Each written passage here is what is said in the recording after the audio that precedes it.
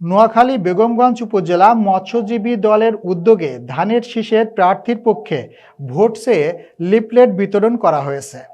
Staff reporter Shahabuddin জানান, আজ দুপুরে বেগমগঞ্জ উপজেলা মৎস্যজীবী দলের আয়োজনে উপজেলা মৎস্যজীবী দলের আহ্বায়ক মোহাম্মদ খোকনের সভাপতিত্বে চৌমুহনী বাজারের বিভিন্ন দোকানদার ও পথচারীদের মাঝে লিফলেট বিতরণ শেষে পথসভায় প্রধান অতিথি হিসেবে বক্তব্য রাখেন জেলা মৎস্যজীবী দলের আহ্বায়ক ভিপি আলাউদ্দিন। এছাড়াও বিএনপি মনোনীত ধানের শীষ প্রতীকের প্রার্থী বরকতুল্লাহ বুলুর পক্ষে ভোট চেয়ে বক্তব্য রাখেন উপজেলা মৎস্যজীবী দলের সদস্য সচিব আব্দুল মতিন, জেলা যুব দলের সদস্য আবুল কালাম আজাদ ও জেলা মৎস্যজীবী দলের যুগ্ম আহ্বায়ক ফরিদ উদ্দিন মিনু সহ অন্যান্য নেতৃবৃন্দ।